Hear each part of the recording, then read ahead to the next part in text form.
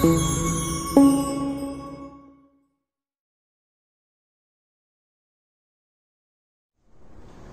Students, अब जो आपको वीडियो लेक्चर दिया जा रहा है, ये video lecture second video lecture है ह्यूमन हेल्थ एंड डिजीज का। ठीक है, तो हम लोग अब जो पढ़ेंगे इस वीडियो लेक्चर में वो पढ़ेंगे इंट्रोडक्शन पार्ट ही पढ़ेंगे, लेकिन इसमें हम डिफरेंट टर्मिनोलॉजी पढ़ेंगे। एंटीजन एंटीबॉडी से आगे की टर्मिनोलॉजी पढ़ेंगे। हमने वीडियो के फर्स्ट पार्ट में जो 50 मिनट का वीडियो था उसमें हमने बताया आपको, ठीक है, व्हाट इज हेल्थ, हमने बताया व्हाट इज डिजीज, हमने बताया डिजीज कॉज करने वाले एजेंट, जिसमें हमने बताया था LIC, जिंदगी के साथ भी जिंदगी के बाद में। फिर हमने आपको क्या बताया, डिजीज और सिंड्रोम में डिफरेंस। फिर हमने क्या बताया, पैथोजेन। फिर हमने बताया ये डिजीज जो होते हैं वो दो तरह के होते हैं, कॉन्जेनिटल होते हैं, ठीक है, और एक्वायर्ड होते हैं। एक्वायर्ड में कम्युनिकेबल होते हैं, नॉन कम्युनिकेबल होते हैं। फिर मैंने पैथोजेन के बारे में बताया कि पैथोजेन का क्राइटेरिया क्या है। तो हमने ये बताया कि पैथोजेन कहलाने के लिए 5 क्राइटेरिया है, जिसको हमने क्या बोला था, जर्म थ्योरी ऑफ डिजीज, या बोले थे कॉच पोस्टुलेट्स, याद होगा आपको। फिर हमने इसमें साइंटिफिक बैकग्राउंड भी बताया, different scientist and related fields, related discovery, ठीक है, ये सारा कुछ हमने डिस्कस किया। एंटीजन एंटीबॉडी के बारे में भी इंट्रोडक्टरी पार्ट हमने देखा, ठीक है। अब उसी में हम लोग आगे चलेंगे, यानी कि आगे जो हम पढ़ने जा रहे हैं वो डिफरेंट टर्मिनोलॉजी के बारे में ही पढ़ने जा रहे हैं, जो यूज में आएगा पूरे ह्यूमन हेल्थ एंड डिजीज को कैप्चर करने में। तो आप उस टर्मिनोलॉजी को बहुत ध्यान से सुनिए, क्योंकि यही टर्मिनोलॉजी आपको इस चैप्टर के डिफरेंट पार्ट से पूरी तरह कंसेप्चुअल वे में कमांड करवाएगा। ओके, चलिए पहला टर्म क्या है, इम्यूनिटी, ठीक है, इम्यूनिटी, ठीक है। कहते हैं इम्यूनिटी जो है, इसके ब्रैकेट में ये अगर हमने दिया है तो ये उसको मैं हटा ही देता हूं, ठीक है, इम्यूनिटी, ठीक है, यानी कि मतलब property of immune system, property of immune system, ठीक है। तो कहता है ये हम बताएंगे, वो जो लिखा हुआ था इम्यूनोग्लोबुलिन क्या होता है मैं उसको डिस्कस करूंगा। इम्यूनिटी का मतलब क्या होता है, the property of living beings, the property of living beings due to which any organism can protect the body from any type of infection. Okay, किसी भी एनिमल का अगर ह्यूमन के संदर्भ में देखें तो कहता है ह्यूमन बॉडी की वैसी प्रॉपर्टी जिसके कारण वो किसी रोगों से, किसी इंफेक्शन से अपने आप को बचाता है, या ऐसे भी कह सकते हैं रोग से लड़ने की क्षमता, दैट इज कॉल्ड इम्यूनिटी। खूब नाम सुनते होंगे, अभी कोरोना का टाइम चल रहा है, खूब नाम सुनते होंगे, इंडिया के लोगों का इम्यूनिटी बहुत स्ट्रांग है। इम्यूनिटी स्ट्रांग करने के लिए गिलोय लीजिए, अश्वगंधा लीजिए, ठीक है, दालचीनी लीजिए, ये सब सारे चीज, ठीक है, सौंठ लीजिए, फिर उसके बाद आंवला खाइए, ठीक है, हनी लीजिए, ठीक है, काली मिर्च लीजिए, ठीक है, तेज पत्ता का यूज कीजिए, सारा कुछ आप जो सुनते होंगे, ठीक है, ये सब इम्यूनिटी का खेला है। बाबा रामदेव जी का भी इम्यूनिटी बूस्टर ही आया था, वो कोई ऑथराइज्ड वैक्सीन नहीं था, वो क्या था, वो इम्यूनिटी बूस्टर डोज का ही पूरा सीरीज था, पूरा पैकेज था। क्लियर है पॉइंट? तो अब आप सुनिए मेरी बात। कहता है कि इम्यूनिटी का मतलब डिजीज से लड़ने की क्षमता, डिजीज से बॉडी को बचाने की क्षमता। और इस इम्यूनिटी के प्रॉपर्टी में जो इस इम्यूनिटी के प्रॉपर्टी को डेवलप करने में जो बॉडी का सेल होता है कहलाता है इम्यून सेल, जो बॉडी का टिश्यू होता है वो कहलाता है इम्यून टिश्यू या इम्यून ऑर्गन, और ये सारे इम्यून सेल और इम्यून ऑर्गन मिलके एक पूरा का पूरा सिस्टम बनाते हैं, उसको बोलते हैं इम्यून सिस्टम। क्या बोलते हैं उसको? Immune system. तो हम लोग पूरे टर्मिनोलॉजी के बारे में जस्ट इम्यूनिटी ही शुरू करने वाले हैं, इसलिए ज्यादा अभी कुछ इस पे बोलना, ठीक है, जायज नहीं है। जस्ट इसके बाद इस यानी थर्ड वीडियो लेक्चर की शुरुआत ही होगी इम्यूनिटी से। बट इतना बता दें कि जो एंटीजन पहले आएगा तब आपका बॉडी एंटीबॉडी बनाएगा, तो उसको बोलते हैं एक्टिव इम्यूनिटी। और अगर डायरेक्ट एंटीबॉडी आ गया, चाहे मां के दूध से आया, चाहे आपने मार्केटेड वे में लिया, तो उसको बोलते हैं पैसिव इम्यूनिटी। इतना तो आपको अभी दिमाग में आ जाना चाहिए। तो बताइए, इम्यूनिटी के साथ साथ आप दो चीज जाने, एक्टिव इम्यूनिटी और पैसिव इम्यूनिटी। लेकिन इसको डिटेल में पढ़ेंगे, जस्ट इम्यूनिटी अभी शुरू होगा 3rd लेक्चर में, मजा आ जाएगा आपको पढ़ने में। ठीक है, एकदम शानदार तरीके से ग्रैस्प हो जाएगा, प्रॉमिस। चलिए नेक्स्ट, इम्यूनिटी आप समझ गए। अब आइए, कहता है कि इम्यूनाइजेशन और वैक्सीनेशन। देखिए, मैंने पहले भी चर्चा किया था इसके पहले वाले वीडियो में। एक्चुअली में मतलब दो टर्मिनोलॉजी को याद रखना फिर से जरूरी है, एक एंटीजेनेटिसिटी और एक पैथोजेनेटिसिटी। एंटीजेनेटिसिटी का मतलब एंटीबॉडी बनवाने की क्षमता, और पैथोजेनेटिसिटी का मतलब disease causing capacity, disease cause करने की क्षमता। ठीक है, तो कहता है कि अगर आप किसी पैथोजन को किल कर देते हैं तो उसमें एंटीजेनेटिसिटी तो बरकरार रहती है, बट पैथोजेनेटिसिटी लॉस्ट हो जाती है। मींस मरे हुए एंटीजन को बॉडी के अंदर अगर डाला जाए तो क्या होगा, कहता है उसके खिलाफ एंटीबॉडी तो बनेगा, बट क्या होगा, डिजीज कॉज नहीं होगा।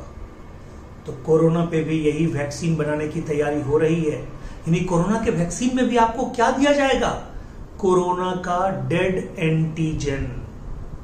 कोरोना डेड एंटीजन कहते हैं कोरोना का डेड फॉर्म, कोरोना का वीक फॉर्म, कोरोना वायरस का, ठीक है, वीकेंड फॉर्म, ठीक है, वीकेंड जर्म आपको दिया जाएगा, वही तो वैक्सीन होगा। उसी की बनाने की तैयारी हो रही है, इसलिए तो उस पर साइड इफेक्ट का सवाल उठता है। मैं पहले वीडियो में बताया। तो कहता है इसको बोलते हैं वैक्सीनेशन। तो ये वैक्सीनेशन कई तरह के होते हैं। ये होते हैं dead vaccine, toxoid vaccine, live vaccine, ये सब आपको पढ़ाएंगे। ठीक है, क्लियर है। यानी लाइव वैक्सीन में, ठीक है, पैथोजन डाला तो जाता है, उसकी एंटीजेनेटिसिटी मेंटेन रहती है, पैथोजेनेटिसिटी बर्बाद हो जाती है। क्लियर है पॉइंट, पढ़ेंगे। ठीक है, उसको वीकेंड करके रखा जाता है। ठीक है, फिर उसके बाद पढ़ेंगे हम लोग क्या, तो कहता है डेड एंटीजन, और टॉक्सॉइड में सिर्फ एंटीजन डालते हैं। ठीक है, सब देखेंगे। उसमें हम ये भी देखेंगे first generation vaccine, second generation vaccine, third generation vaccine, ये सब भी हम लोग देखेंगे इम्यूनिटी में। क्लियर है पॉइंट, किसी चीज को छोड़ना नहीं है, चाहे वीडियो जितना बनाना पड़े। ठीक है, अब आइए नेक्स्ट, कहता है कि वैक्सीनेशन आप समझ गए। वैक्सीनेशन के फादर कौन थे, वही जो पहले बता चुके एडवर्ड जेनर साहब। वैक्सीनेशन जब हम देते हैं, वैक्सीनेशन प्रोग्राम जब चलाई जाती है, तो कहता है क्या डेवलप होता है, इम्यूनिटी। इसलिए वैक्सीनेशन का दूसरा नाम है इम्यूनाइजेशन। किसी को इम्यून बनाना, किसी को उस चीज के लिए मतलब ये करना कि हाँ उसका बॉडी रेसिस्ट हो गया। ठीक है, तो कहता है कि भारत में सबसे पहले, ठीक है, स्मॉल पॉक्स वैक्सीनेशन प्रोग्राम के द्वारा स्मॉल पॉक्स को पूरे इंडिया से इराडिकेट किया जा चुका है। पूरे इंडिया से सबसे पहले इराडिकेट होने वाला जो डिजीज है वो है हमारा स्मॉल पॉक्स। वो हमारा क्या है, स्मॉल पॉक्स। ठीक है, और दूसरा डिजीज जो है वो है polio. Both are viral disease, याद रखिएगा। ठीक है, एक बिल्कुल निश्चित टाइम में, ठीक है, मतलब नेशनल लेवल पे इम्यूनाइजेशन प्रोग्राम चला के दोनों को इराडिकेट किया जा चुका है। क्वेश्चन पूछेगा आपको, first eradicated disease from India, आपको बताना है आसान से स्मॉल पॉक्स। चलिए आगे चलते हैं। तो इम्यूनाइजेशन, या आप समझ गए, क्या समझ गए, इम्यूनाइजेशन या, ठीक है, मतलब vaccination. Edward Jenner, father of immunisation, active immunity, यानी कि इम्यूनाइजेशन के द्वारा एक्टिव इम्यूनिटी डेवलप होती है, वो भी आर्टिफिशियल एक्टिव इम्यूनिटी। अगले वीडियो में आपको बताएंगे कि क्या होता है आर्टिफिशियल एक्टिव इम्यूनिटी। ठीक है, चलिए उसके बाद आइए, कहता है एंटीसेप्टिक और एंटीबायोटिक, ये दोनों को हम एक साथ लेके चलेंगे। एंटीसेप्टिक और एंटीबायोटिक एक साथ लेके चलेंगे। कहता है ये एंटीबायोटिक, एंटीबायोटिक का मतलब और एंटीसेप्टिक का मतलब क्या होता है, दोनों इन्फेक्शन से लड़ने की क्षमता दोनों में होती है। दोनों बैक्टीरियल ग्रोथ को रोकता है, दोनों बैक्टीरिया को किल करता है। एंटीसेप्टिक एक्सटर्नली वर्क करता है, एंटीबायोटिक इंटरनली वर्क करता है। कोई भी एंटीसेप्टिक आप देख लीजिए, लिखा रहेगा for external use only, antibiotic internally use होता है।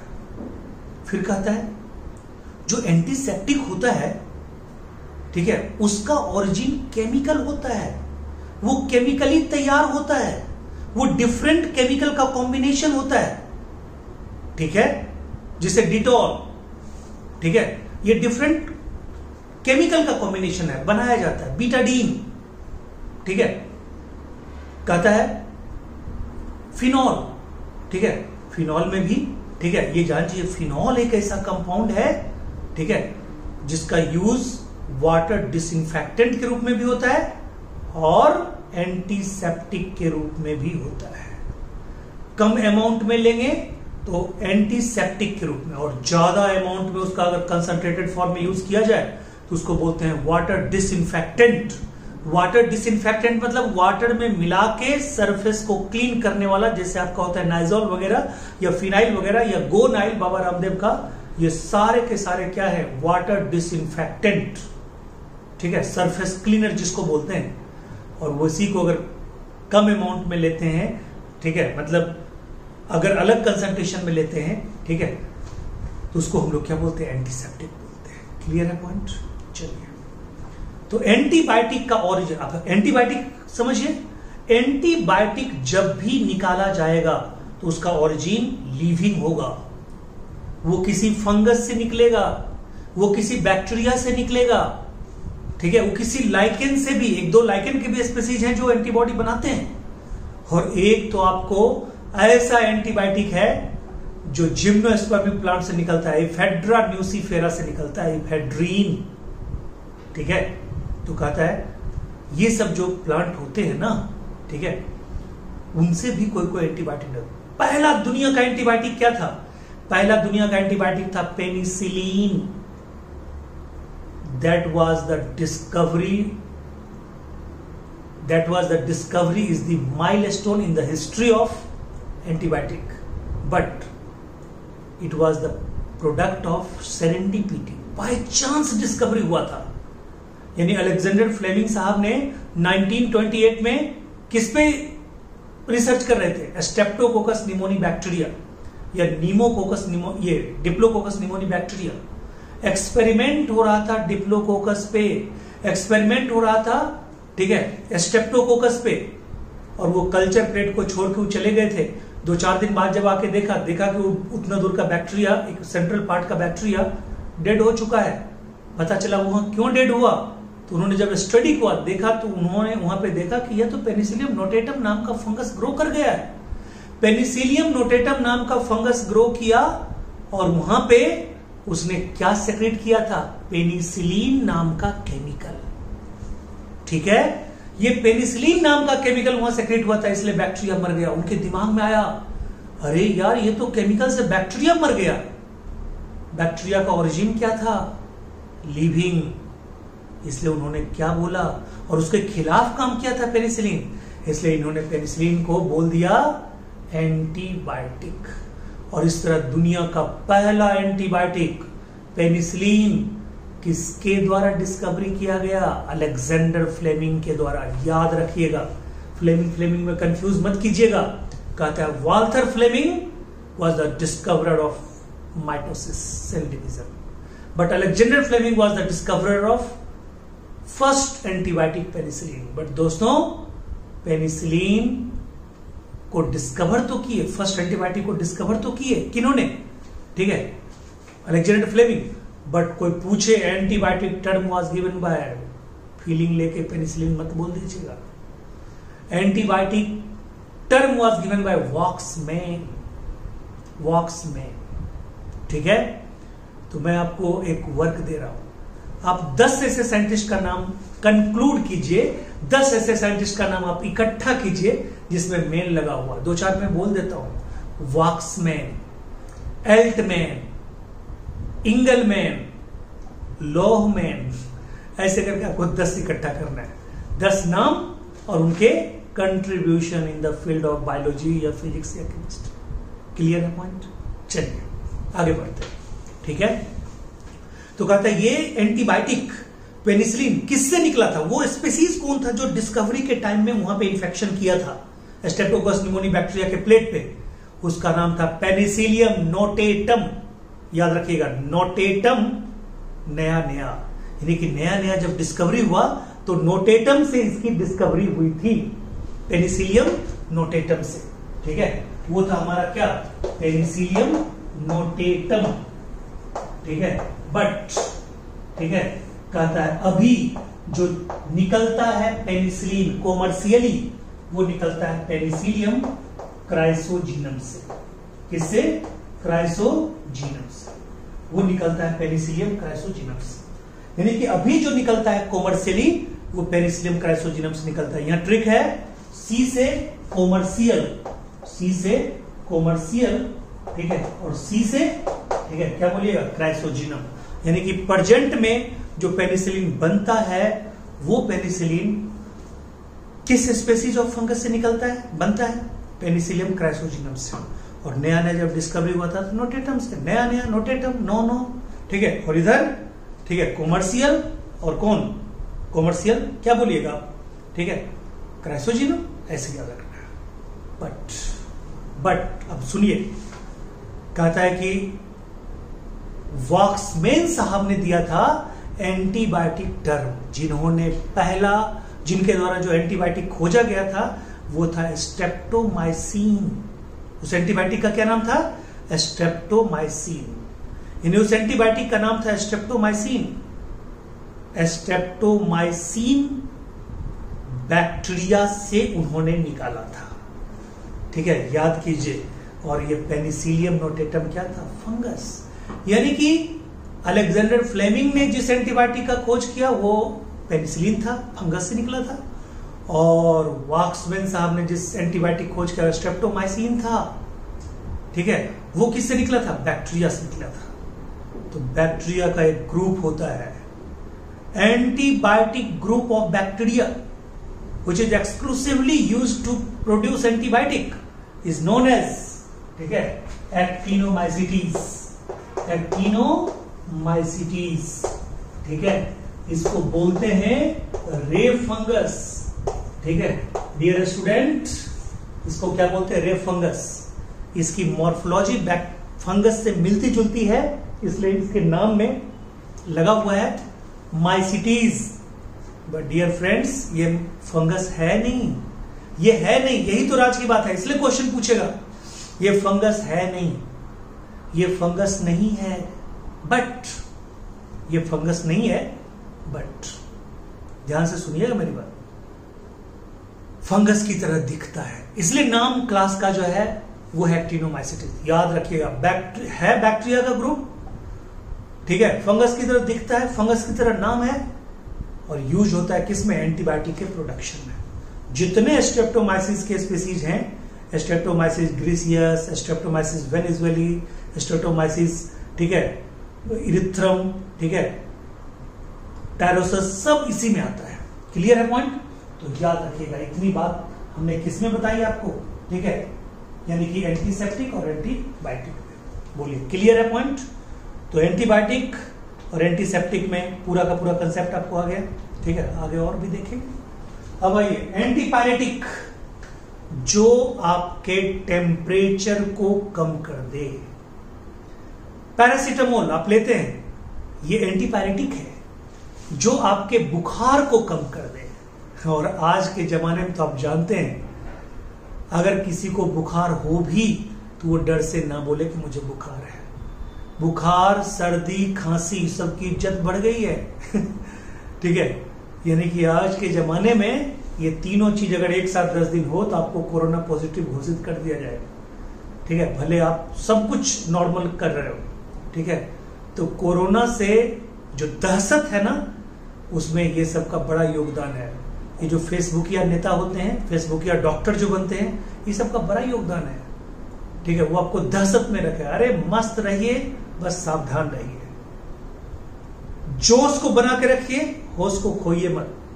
डिप्रेशन में नहीं आना है, इस स्थिति से हम लोग निकलेंगे, जरूर निकलेंगे। हम हर वीडियो लेक्चर में एक लाइन बोलते हैं, ठीक है, अपने से बात कीजिए, अपने लोगों से बात कीजिए, कोई डिप्रेशन नहीं, एंजॉय कीजिए लाइफ। बहुत मुश्किल से लाइफ मिलता है, इसको मर मर के नहीं जीना है, ठीक है, इसको जी जी के बिताना है, पल पल में एंजॉय करके बिताना है। ये सब टाइम आया चला जाएगा, ठीक है। आप भी अपने बच्चे को आगे बताएंगे, ठीक है, कि भाई जिस समय कोरोना था उस समय का लाइफ मैंने जिया है, ठीक है। और ये कोरोना बहुत, अगर आपको कभी कभी खराब चीजों से मुलाकात करवा रहा है, इतने मृत्यु, इतने ये, तो कोरोना आपको पावर भी दे रहा है अपने आप से मिलने का, अपने आप से बात करने का, अपने आप के जीवन को संभालने के नए तरीके डेवलप करने का, इसलिए एंजॉय कीजिए। अब देखिए, तो कहता है एंटीपायरेटिक, दर्द, ये क्या बोलते हैं, बुखार को कम करने वाला, टेम्परेचर को कम करने वाला। एक्चुअली में पायरेटिक वर्ड जो है, कहते हैं ये पायरेटिक वर्ड कहां से लिया गया है। कहता है कि बुखार क्यों होता है आप समझते हैं, कोई इंफेक्शन हुआ, आपके बॉडी का लिम्फोसाइट उसे लड़ने के लिए आ जाता है, मोनोसाइट उसको किल करने के लिए जाता है, न्यूट्रोफिल उसको फेगोसाइट करने के लिए आ जाता है मोनोसाइट के साथ। कहता है इस टाइम में एक केमिकल रिलीज होता है हमारे बॉडी के द्वारा, उसको बोलते हैं पायरोजेंस। पायरोजेन का मतलब टेम्परेचर को बढ़ाने वाला फैक्टर, इसलिए नाम इसका क्या पड़ा, एंटीपायरेटिक, यानी उस बढ़े हुए टेम्परेचर को कम करने वाला जो मेडिसिन होगा, दैट इज कॉल्ड एंटीपायरेटिक। फिर कहता है ना एंटासिड, जो एसिडिटी को दूर भगाए। कभी कभी तो ऐसी एसिडिटी होती है कि आपको एसिडिटी हुआ, यानी कि एसिडिक सब्सटेंस का जो इफेक्ट है वो ओसोफेगस से रिवर्स डायरेक्शन में चला जाता है नेक तक, उसको बोलते हैं हर्ट बर्न। क्या बोलते हैं, hurt burn, HURT, hurt burn, ठीक है। चलिए अब आइए, ठीक है, तो कहता है कि एंटासिड, एसिडिटी को दूर भगाने वाला एंटासिड, यानी कि गुलाब, ये क्या बोलते हैं, पुदीनहड़ा, एसिडिटी दूर भगाए, ठीक है। तो एंटासिड एसिडिटी दूर भगाए। एनाल्जेसिक, जो आपके दर्द को कम करे, जो आपके बॉडी पेन को कम करे। दिल के दर्द का कोई इलाज नहीं है, वो कम होता है, क्या होता है जाने जिसको हो रहा है, ठीक है। तो दिल का दर्द, ठीक है, का कोई इलाज नहीं। ब्रेन का दर्द लीजिए डिस्प्रिन, बॉडी का दर्द लीजिए एनाल्जेसिक, कॉम्बिफ्लेम, हालांकि उस पर बैन हो गया है, ठीक है। एनाल्जेसिक मतलब दर्द को कम करने वाला, पेन को कम करने वाला एनाल्जेसिक। एंटी इंफ्लामेटरी, जो स्वेलिंग को कम कर दे, जो इन्फ्लामेशन को कम कर दे, उसको बोलते हैं एंटी इंफ्लामेटरी। इसमें भी कॉम्बिफ्लेम लिया जाता है, क्लियर है पॉइंट। अब आए, ठीक है, कहता है डिप्रेसेंट, ये देखिए यहां पे आइए, कहता है कि जो मेंटल एक्टिविटी को डिप्रेस कर दे, आपको कामनेस दे, आपको सुकून दे, गहरी नींद में ला दे, ड्रॉजीनेस फील करवाए, डीप स्लीप में ले जाए, और तब आपको रिलैक्स दे दे, पेन से मुक्ति दे दे, उसको बोलते हैं डिप्रेसेंट। नाम ही है डिप्रेसेंट, जो मेंटल एक्टिविटी को डिप्रेस करे, ठीक है, बाय डिप्रेशन CNS, चिंता फिक्र से मुक्त कर देगा आपको, ठीक है। तो ये ड्रग है एक तरह का, चक्रों में मत पड़िएगा। इस चैप्टर में वो भी आखिर पढ़ाएंगे, एडोलेसेंस क्या होता है, क्यों आपको इस उम्र में, जो आपकी उम्र है, नए नए एक्सपेरिमेंट करने का मन करता है, ये बताएंगे। धैर्य रखिए, वीडियो आगे होगा, उसमें पता चलेगा, ठीक है, कि एडोलेसेंस एक ऐसा एज है जिसमें हर कुछ नया करने का मन करता है। इवन आपके पापा मम्मी अगर बोल देंगे बेटा ये काम नहीं करोगे, तो अकेले में जाकर सोचा है क्यों नहीं कर सकते, मैं ही सब कुछ हूं। आप पापा को भूल जाएंगे, मम्मी को भूल जाएंगे, पड़ोसी मतलब रिलेटिव सबको भूल जाएंगे, टीचर को भूल जाएंगे, ये तो काम मैं करूंगा, सर ने बोला है कि अरे ये कैनिबिनॉइड्स का ये इफेक्ट होता है, सर ने तो बोला है थ्योरेटिकली, मैं करके देखूंगा प्रैक्टिकली। तो उसी से होता है, उड़ता पंजाब गिरता राजस्थान, ठीक है, और आसमान में उड़ता हरियाणा, ये सब जो होता है ना, ठीक है, लुढ़कता, ठीक है, बिहार, ठीक है, पटकता, ठीक है, यूपी, सब जो होता है ये ड्रग का कमाल होता है, ये सब अपना नहीं करना है।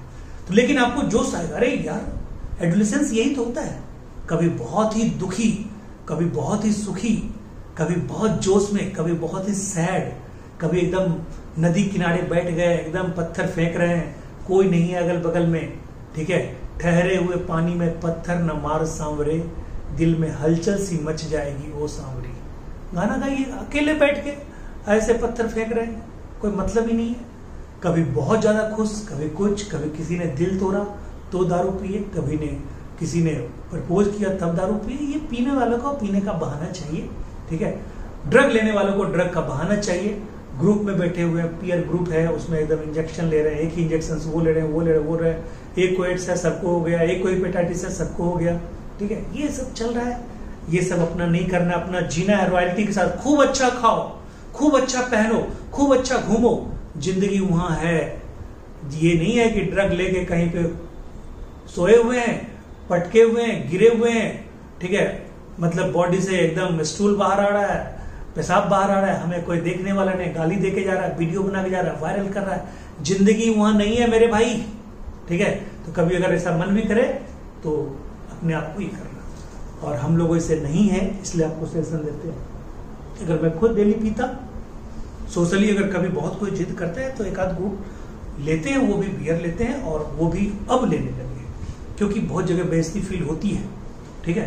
तो चलो, वो भी कोई आदत नहीं, किसी चीज को आप अपनी वीकनेस मत बनाइए जिसके बिना आप रह ना पाए, चाहे लाइफ में कुछ भी हो, ठीक है।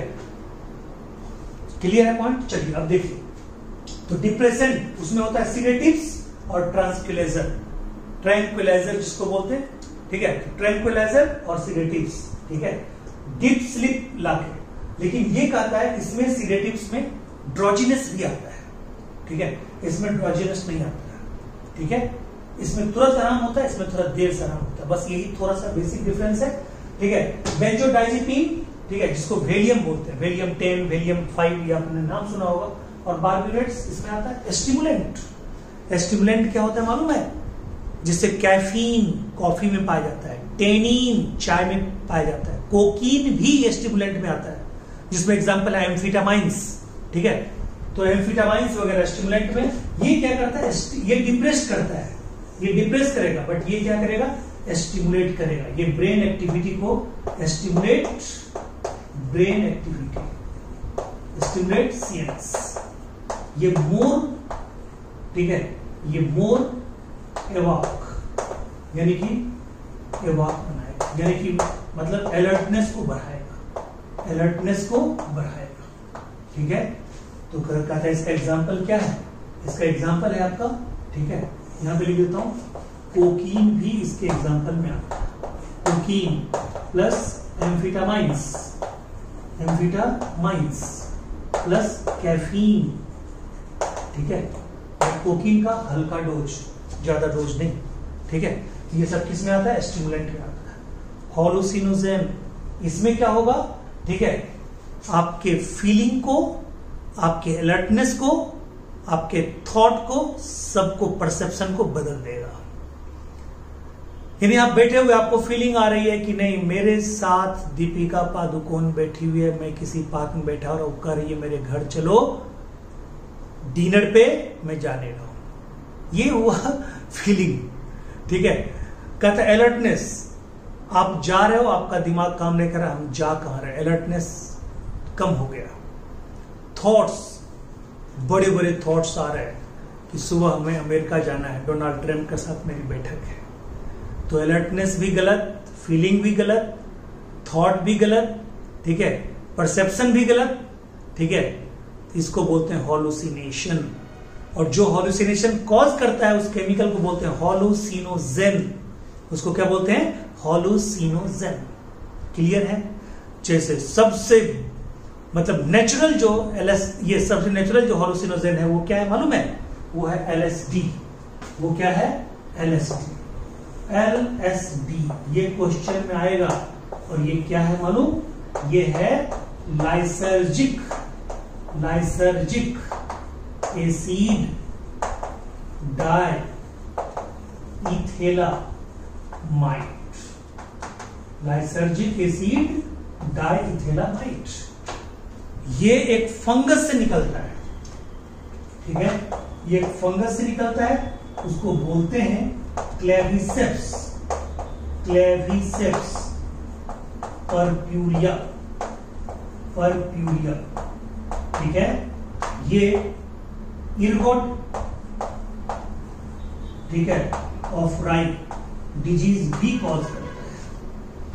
और यहां से एक और केमिकल निकलता है, उसका नाम है इर्गोटीन। इर्गोटीन ये एंटी एबॉर्टिव ड्रग भी है, ठीक है, एंटी एबॉर्टिव ड्रग भी है, ठीक है, समझ गए, एंटी एबॉर्टिव ड्रग भी है इर्गोटीन, ठीक है। यानी कि क्लेविसेप्स परपुरिया से दो केमिकल निकल रहे हैं, इर्गोटीन भी निकल रहे हैं और हॉलुसिनोजेन भी निकलते हैं, यानी कि सॉरी एलएसडी भी निकल रहे हैं। एलएसडी क्या करेगा? तो एलएसडी क्या करेगा, यानी कि एलएसडी लाइसर्जिक एसिड डाइथैमलाइड हॉलुसिनोजेन का काम करेगा और इर्गोटीन एंटी एबॉर्टिव ड्रग का काम करेगा। निकल किससे रहा है? निकल रहा है आपको क्लेविसेप्स परप्यूरिया। ये किसका मेंबर है पता है आपको? एस्कोमाइसिटीज ग्रुप ऑफ फंगस, ये एस्कोमाइसिटीज का मेंबर है। क्लियर है? याद रखिएगा, यहां से क्वेश्चन आएगा। लाइसर्जिक एसिड डाइथैमलाइड, कभी कभी इसका फुल फॉर्म पूछ देता है, बेस्ट हालुसिनोजेन, बेस्ट इफेक्टिव हालुसिनोजेन। ऐसे बेस्ट तो हालुसिनोजेन ही है, तो बेस्ट क्या होगा, ठीक है। चलिए अब आई एनेस्थेसिया। एनेस्थेसिया क्या है? जिसे मॉर्फिन का यूज भी हम लोग करते हैं पेन किलर के रूप में। यानी कि आपका ऑपरेशन हो रहा है, ऑपरेशन से ठीक पहले आपके सीएनएस को इनएक्टिव कर दिया जाता है। जिस मेडिसिन से किया जाता है उसको एनेस्थेटिक मेडिसिन बोलते हैं, एनेस्थेटिक इंजेक्शन बोलते हैं, चाहे वो स्पाइनल नर्व में दिया जाए या कहीं भी दिया जाए, मस्कुलर दिया जाए। कभी कभी अगर मामूली माइल्ड ऑपरेशन हो, ठीक है, तो कहता है कि उसी से काम चला लिया जाता है, इंजेक्टेबल एनेस्थेसिया से। और अगर मान लो कि इंजेक्टेबल मतलब चलो स्पाइनल वाला भी इंजेक्टेबल ही होता है, बट स्पाइनल एनेस्थेसिया जब कोई बड़ा ऑपरेट करना हो, जब आपको कोई बहुत बड़ा ऑपरेशन करना हो प्लान्ड वे में, तब उसके लिए वो दिया जाता है। नहीं तो लोकल एनेस्थेसिया का यूज भी करते हैं, तो लोकल एनेस्थेसिया होता है, माइल्ड एनेस्थेसिया होता है, ठीक है, सीवियर केस में मतलब स्पाइनल एनेस्थेसिया होता है। ये और एनेस्थेसिया के डॉक्टर कोई कम नहीं होते हैं, एनेस्थेसिया के डॉक्टर को बहुत ही सूझबूझ वाला होना चाहिए। अगर उसने डोज इधर से उधर कर दिया तो आपका ऑपरेशन होने से पहले आपको दर्शन हो जाएगा ऊपर वाले का, ठीक है। चलिए अब देखिए, यहां तक क्लियर है, ठीक है। अब आइए, कहता है कि नेक्स्ट जो पॉइंट है वो आपका है प्रोफाइलेक्टिक मेथड। यानी कोई डिजीज होने से पहले उसके बचाव के लिए जो आप करते हैं, that is called prophylactic method. Corona होने से पहले आप मसालेदार मिश्रण का काढ़ा बना के पी रहे हैं, this is called prophylactic method.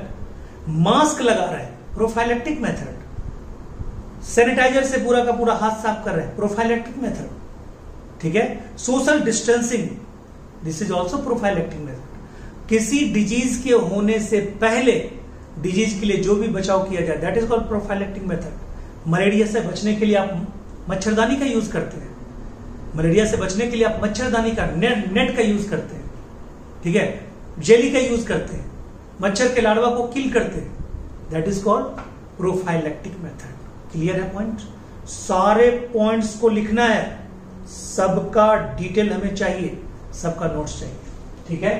चलो क्लियर। अब भाई इंक्यूबेशन पीरियड, ठीक है। अब देखिए इंक्यूबेशन पीरियड कहते हैं आपके बॉडी में, मान लीजिए कि मलेरिया का इन्फेक्शन हुआ, आज मच्छर ने काटा, प्लाज्मोडियम वाइवाक्स आपके बॉडी के ब्लड में रिलीज हुआ, और जो फर्स्ट सिम्टम होगा वो मान लीजिए 12 दिन बाद आया, तो इस बीच का पीरियड है ना, इसी को बोलते हैं इंक्यूबेशन पीरियड। यानी कि incubation period is period between infection of parasite and appearance of first symptom in the body for that disease is called incubation period। और अगला क्या है?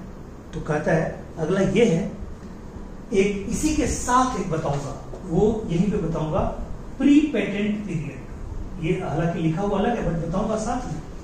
कहता है मान लीजिए आज इन्फेक्शन हुआ और ब्लड में उस पैरासाइट का जिस दिन अपीयरेंस होगा वो है प्री पेटेंट पीरियड। ये बहुत कम दिन का होता है, 1 से 3 दिन 4 दिन वेरी करता है।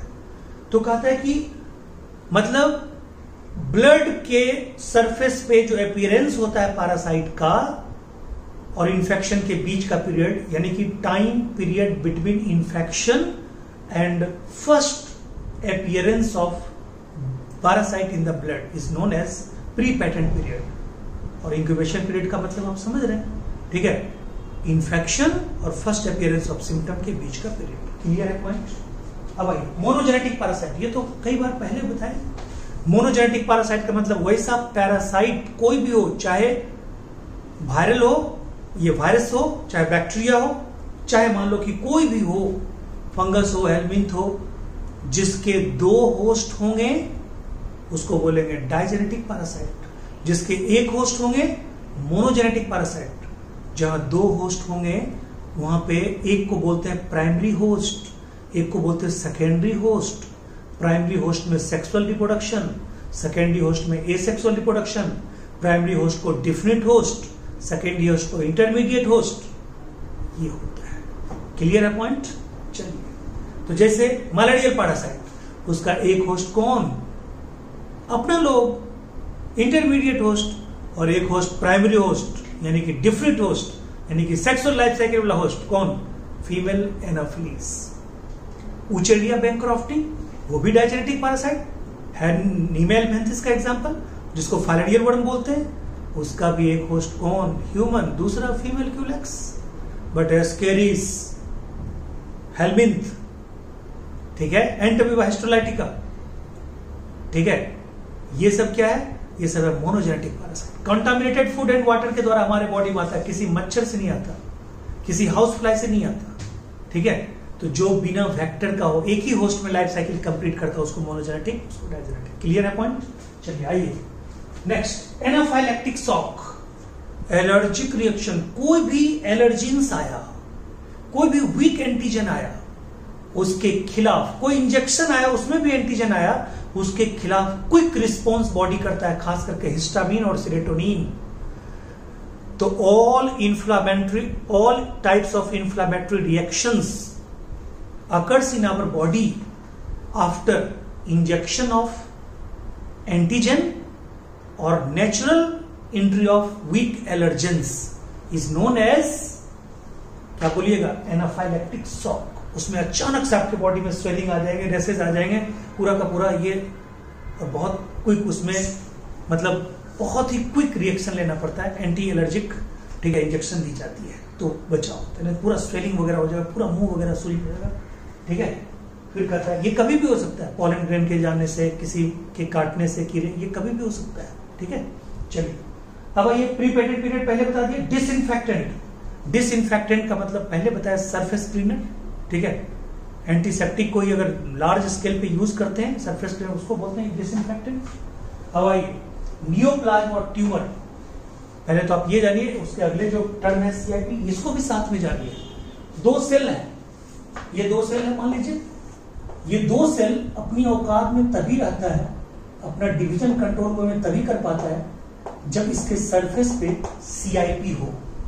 एक वैसा प्रोटीन जो सेल के सरफेस पे हो और सेल के डिवीजन के प्रोसेस को कंट्रोल करके रखता हो, that is called contact inhibition protein. That is called contact inhibition protein, उसको बोलते हैं कंटैक्ट इनहिबिशन प्रोटीन। और ये कॉन्टैक्ट इनहिबिशन प्रोटीन, ये कॉन्टैक्ट इनहिबिशन प्रोटीन अगर क्या हो, डिस्ट्रॉय हो जाए, ये कॉन्टैक्ट इनहिबिशन प्रोटीन अगर मतलब किसी भी तरह से, किसी म्यूटेशन के कारण, मान लीजिए किसी 2 सेल के सरफेस पे जो प्रोटीन है सीआईपी, नाम क्या बोल रहे हैं, सीआईपी, पूरा नाम कॉन्टैक्ट इनहिबिशन प्रोटीन, यानी कि जो 2 सेल के ग्रोथ को और 2 सेल के एक्स्ट्रा डिवीजन को कंट्रोल करके रखे। और बताइए अगर ये सीआईपी खत्म हो जाए तो क्या होगा, वो सेल अनकंट्रोल्ड ग्रोथ करना शुरू करेगा। That uncontrolled cell division, mass of uncontrolled cell after uncontrolled cell division is known as tumour. ये ट्यूमर अगर लोकलाइज्ड है तो बेनाइन ट्यूमर, अगर ये फैलने लगे तो मैलिग्नेंट ट्यूमर। और ये जो ट्यूमर जब बनता है, यानी कि न्यू कैंसरस सेल जब बनता है, तो न्यू कैंसरस सेल के मास को ही हम लोग क्या बोलते हैं, ट्यूमर, और इसी को बोलते हैं नियोप्लाज्म। यानी नियोप्लाज्म और ट्यूमर का मतलब होता है फॉर्मेशन ऑफ न्यूली बॉर्न, यानी formation of new mass of cancerous cell due to destruction of CIP। ठीक है, CIP का मतलब, ठीक है, क्या बोलिएगा, कॉन्टैक्ट इनहिबिशन प्रोटीन। बोलिए, यहां तक आपको कोई दिक्कत है? यहां तक का जो वीडियो लेक्चर था वो सेकेंड वीडियो लेक्चर था। और ये देखिए एक्टिनोमाइसीट्स जो रे फंगस हमने बताया, ये बैक्टीरिया का एक ऐसा ग्रुप है जो सिर्फ क्या है, एंटीबायोटिक को ही प्रोड्यूस करता है। तो यहाँ पे मैं एक बच्ची बताना भूल गया, एक ब्रांच होता है उसको बोलते हैं actinobiology. Effect of radiation on living organism is known as actinobiology. Clear है? तो this is all about your second lecture of human health and disease. ठीक है, ये ह्यूमन हेल्थ एंड डिजीज का सेकेंड लेक्चर था। इसमें हमने सिर्फ और सिर्फ आपको टर्मिनोलॉजी बताया। ये टर्मिनोलॉजी का यूज अब हम लोग करेंगे। और थर्ड लेक्चर में हम क्या पढ़ने जा रहे हैं? पहले इम्यूनिटी, तब पढ़ेंगे कम्युनिकेबल नॉन कम्युनिकेबल डिजीज, तब पढ़ेंगे उसका तीसरा पार्ट जो लास्ट पार्ट होगा, उसमें ड्रग पढ़ेंगे, एल्कोहलिज्म पढ़ेंगे, एडोलिसेंस पढ़ेंगे, ये सब पढ़ेंगे। बड़ी मजेदार चैप्टर है। यानी बैक्टीरियल डिजीज का ट्रिक जब पढ़ेंगे एकदम मजे में आ जाओगे। सारा बैक्टीरियल डिजीज एक बार में याद, सारा वायरल डिजीज एक बार में याद। ठीक है, तो पढ़े, आ रहा है वो चीज। लेकिन पहले पढ़ेंगे इम्यूनिटी। उस इम्यूनिटी में हम अपने सबसे चहेते सुशांत सिंह राजपूत भाई का भी चर्चा, उनको भी डेडिकेट करेंगे। इम्यूनिटी का एक टॉपिक उनको डेडिकेट करेंगे। इंतजार कीजिए उस टॉपिक का, तीसरे वीडियो लेक्चर का। Thank you so much, take care.